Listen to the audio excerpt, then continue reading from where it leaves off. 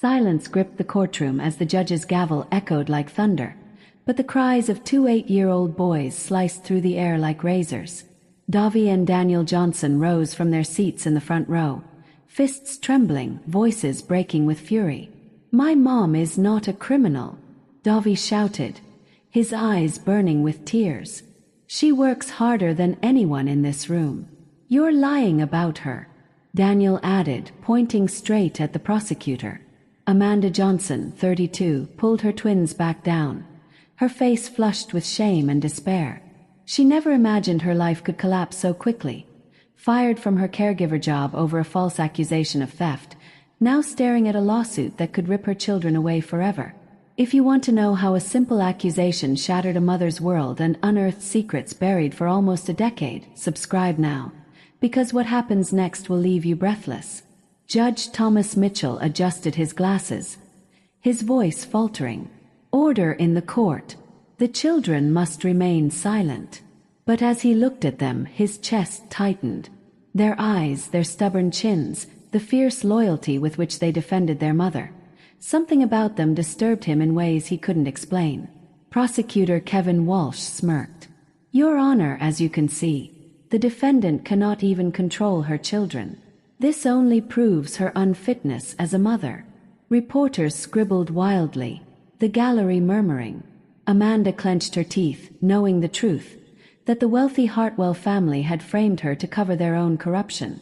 But how could she prove it? At recess, little Davi tugged at Amanda's sleeve. "Mommy, that judge. He looks like me."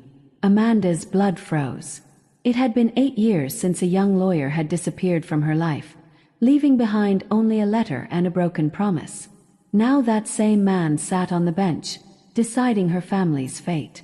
The attack came from every direction. Newspapers ran headlines painting Amanda as a thief. Neighbors avoided her. The landlord raised her rent by $300. Even at school, the twins were bullied. Davi returned home one afternoon with a torn shirt and a black eye. "Billy said you're a thief," he confessed. "I told him he was lying." Amanda's heart shattered as she cleaned his wound. "You defended me." "No one talks trash about our mom," Daniel declared, his chin held high. But Amanda wasn't just fighting slander. She was fighting for survival. In a hallway confrontation, Walsh leaned in close. "Plead guilty. Accept 5 years probation. Your boys will go to a decent family." "A decent family," Amanda whispered, fury trembling in her voice. "Better than a mother who works 3 jobs to keep them clothed and fed. Better than unconditional love." Walsh sneered. "Love doesn't pay tuition." That night, while the twins slept, Amanda sat hunched over a borrowed laptop. She scoured records, bank histories, anything to uncover the truth. Strange transfers appeared on Mrs. Hartwell's account. Transactions made when Amanda wasn't even working. Someone else was moving the money.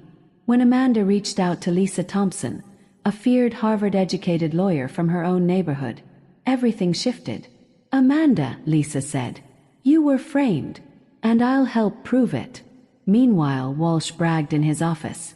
"Cases like this are too easy. A single black mother accused of stealing from an elderly white lady. Guilty verdict guaranteed. It's almost mathematical."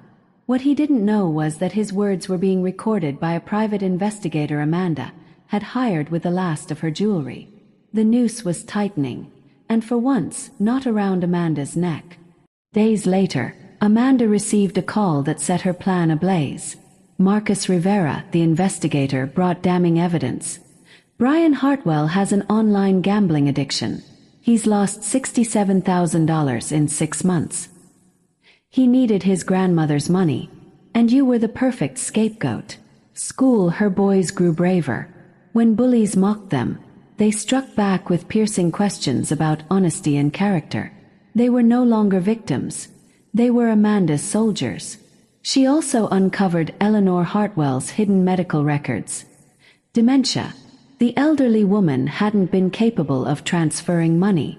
Someone else had been pulling the strings. Lisa grinned when Amanda showed her the evidence. "We're about to dismantle their entire case. Do you still have those automatic call recordings from work?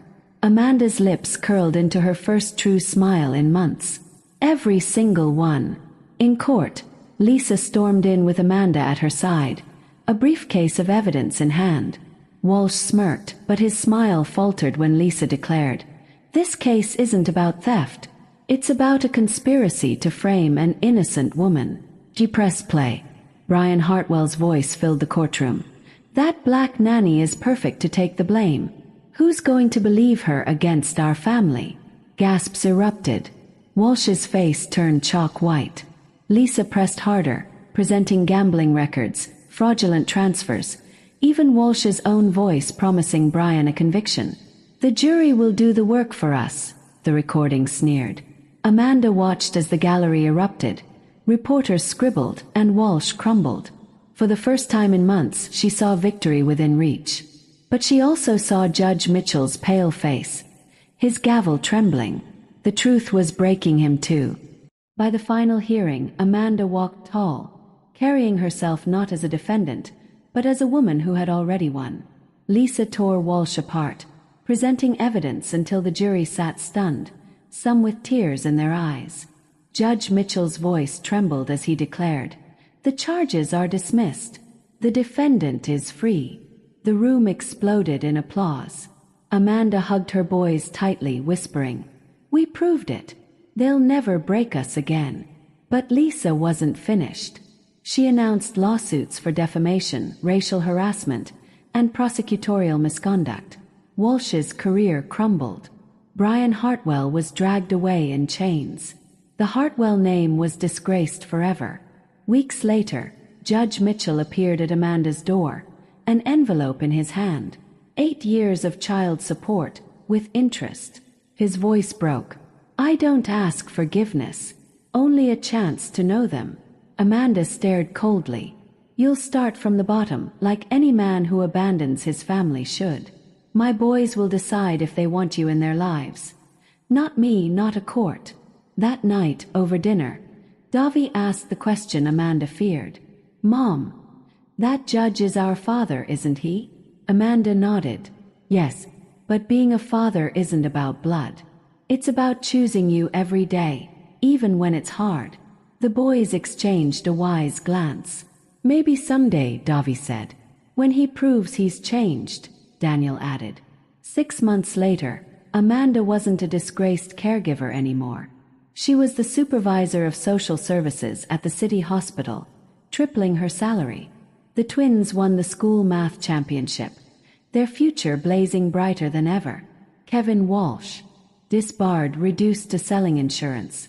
Brian Hartwell, behind bars. Judge Mitchell, a man haunted by regret, knocking at a door that may never open.